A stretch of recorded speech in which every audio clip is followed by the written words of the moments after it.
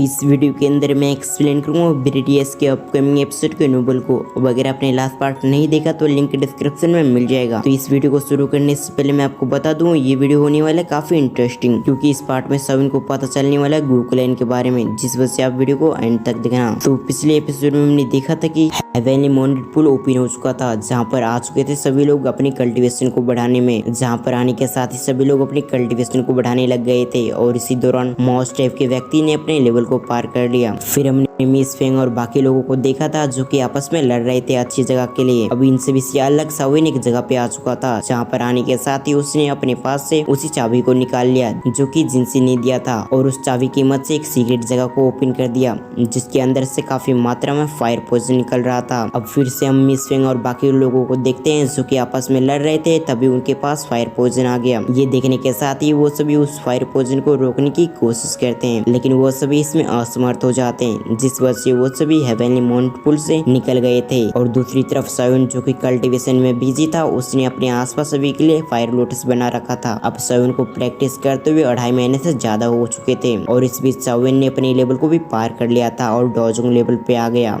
जिसके बाद उसकी एक इमेज पहुंच चुकी थी होल ऑफ सोल अपने मास्टर के पास। अभी के समय सविन और मास्टर आपस में बात कर ही रहे थे, उसी समय एक पीछे से आवाज आती है। अब इसी सीन के साथ हमारी ये पार्ट यहाँ से स्टार्ट होता है। इस पार्ट की शुरुआत में सविन से वो आवाज कहती है, तुम्हारे पास इतनी पावर भी नहीं है कि तुम अपने मास्टर को यहाँ से छुड़ा सको। अब इस आवाज को सुनने के बाद सविन गुस्से से पीछे की तरफ देखने लग गया था। तब सविन की नजर होल ऑफ सोल के एक मेंबर पे जाती है जो कि लगातार सविन को देख रहा था। अब कुछ समय ऐसे सविन को देखने के बाद उस ओल्ड मैन को कुछ याद आता है, जिस वजह से वो सविन की तरफ देखते हुए उससे कहता है, तुम तो वही वीक पर्सन हो जो कि तुम कुछ समय पहले अपने मास्टर से मिलने के लिए आए हुए थे, लेकिन तुम्हारे पास इतनी भी पावर नहीं है कि तुम अपने मास्टर को होल ऑफ सोल से बचा सको। क्यों, मैंने सही कहा ना सविन? अब अपना नाम सुनने के बाद सविन वो भी कैसे में समझ जाता है कि ये व्यक्ति और कोई नहीं बल्कि पिछली बार जिसने उसे यहाँ से डिसअपीयर किया था, ये वही व्यक्ति है, जिस वजह से सविन की आंखें गुस्से से लाल हो जाती है। अब कुछ समय शांत रहने के बाद सविन उसकी तरफ देखते हुए उससे कहता है, जब मैं यहाँ पर आऊंगा तो मैं इस पूरी जगह को नष्ट कर दूंगा और मैं अपने मास्टर को यहाँ से ले जाऊंगा। अब सविन की बातों को सुनने के बाद उसके चेहरे पे एक स्माइल आ गया था।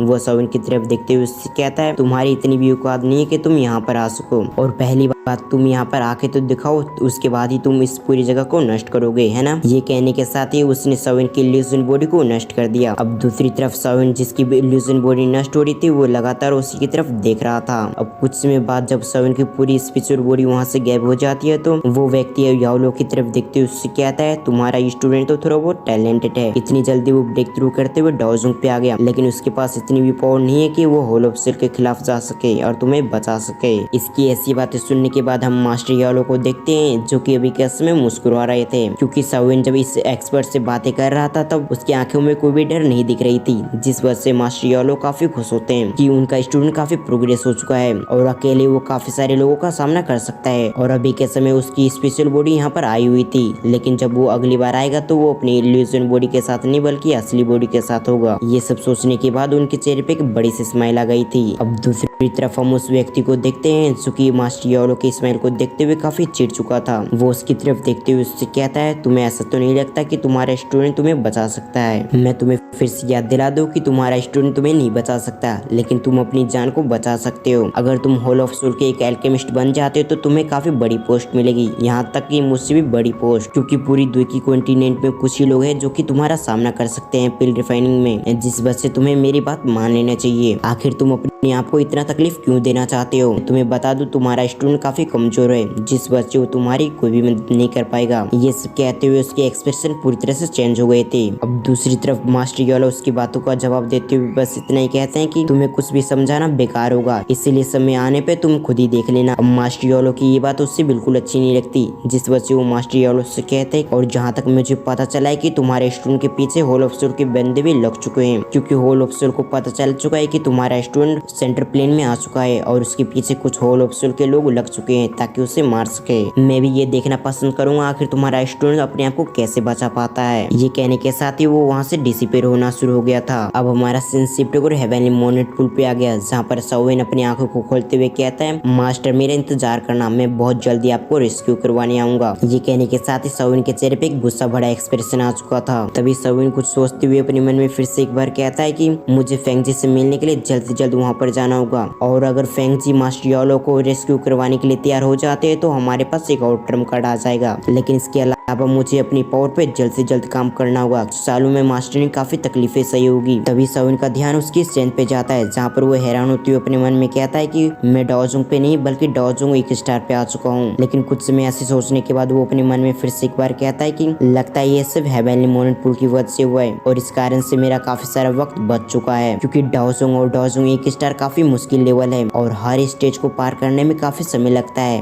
लेकिन इस हेवनली मोमेंट पूल की वजह से साविन डाओजुंग के एक स्टार पे आ चुका था। अब कुछ समय ऐसे सोचने के बाद साविन की नजर एक पहाड़ पे जाती है, जहाँ पर अभी के समय दो एल्डर खड़े हुए थे। अब ये ध्यान में आते ही साविन जल्दी से उनके पास आता है। फिर हम जिनसी को देखते हैं, जुकी काफी हैरानी से साविन को देख रहे थे। फिर वो अपनी आवाज को नॉर्मल करते हुए साविन से कहते हैं यहाँ पर तुम्हें छोड़कर सभी लोग जा चुके हैं और जो तुम्हारी दोस्त थी वो भी कुछ दिन पहले यहाँ से जा चुकी है। वो लगातार 2 महीने तक तुम्हारा इंतजार कर रही थी, लेकिन जब तुम हेवनली मोमेंट पूल से नहीं निकले तो वो यहाँ से चली गई और उसे देखने से ऐसा लग रहा था कि वो किसी इम्पोर्टेंट काम से जा रही है। अभी के समय जिनसी साविन से इसलिए पोलाइट से बात कर रहे थे क्योंकि अब उन दोनों का लेवल सेम हो चुका था और इसीलिए जिनसी साविन से इतना पोलाइट होकर बात कर रहे थे, क्योंकि उन्हें खुद भी पता नहीं था कि आखिर उन दोनों के बीच फाइट होती है तो कौन जीतेगा। क्योंकि साविन ने अपने पास काफी सारे ट्रम्प कार्ड को छुपा रखे हैं जो कि अपनी लड़ाई के वक्त वो इस्तेमाल कर सकता था। अब दूसरी तरफ जिनसी की ऐसी बातें सुनने के बाद साविन उससे कहता है मैं इस लेवल तक आपकी वजह से पहुंच पाया हूँ, क्योंकि अगर आप मुझे हेवनली मोमेंट पूल के अंदर नहीं जाने देते तो मैं डाओजुंग एक स्टार पर नहीं आ पाता। अब साविन की इन बातों को सुनने के बाद जिनसी उससे कहता है कि हम तो अपने एग्रीमेंट के हिसाब से चल रहे हैं। अब इस बात को सुनने के बाद साविन जिनसी से कहता है कि आपने अपने प्रोमिस पूरा किया,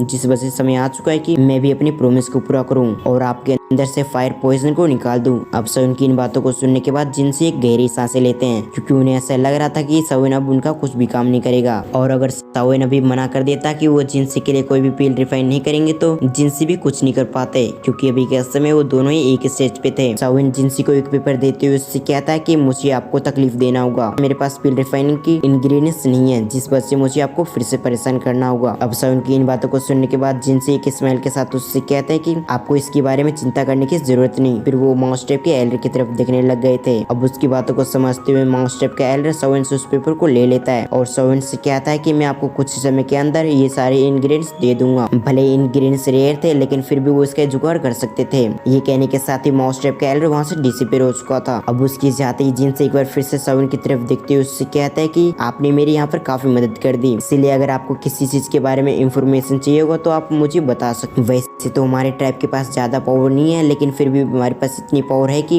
हम किसी चीज के बारे में इंफॉर्मेशन निकालें। अब इन शब्दों को सुनने के बाद साविन कुछ सोचते हुए उससे कहता है कि क्या आपको गोकुलैंड के बारे में कुछ पता है। अब ये सुनने के साथ ही जिनसे हैरान हो जाते हैं और हैरान होते हुए साविन की तरफ देखने लगते हैं और उससे कहता है कि क्या आपका कुछ गोकुलैंड से पंगा हो। जिनसे जब ये कह रहे थे तो उनकी आंखों में खौफ साफ साफ दिख रहा था और इसके साथ साथ उनके माथों से पसीने में गिर रहे थे। अब उसकी ऐसी हालत को देखकर साविन भी समझ चुका था कि गोकुलैंड काफी पावरफुल सेक्ट है, लेकिन अभी के समय साविन को गोकुलैंड के बारे में ज्यादा नहीं पता था। अब इसी सीन के साथ हमारा ये पार्ट यहाँ पर एंड होता है। अब अगर आपको एक्सप्लेनेशन अच्छी लगी तो वीडियो को लाइक करें और चैनल पे नए हो तो सब्सक्राइब करने के साथ ही बेल आइकन को ऑल पे प्रेस करना ना भूलें। अगर आपने BTS के नोबल बेस्ड एक्सप्लेनेशन नहीं देखा तो एंड स्क्रीन और डिस्क्रिप्शन में लिंक मिल जाएगा, तो आप वहाँ से जाकर चेकआउट कर सकते हैं। तो फिर मैं मिलता हूँ किसी और वीडियो में, जब तक के लिए थैंक्स फॉर वॉचिंग।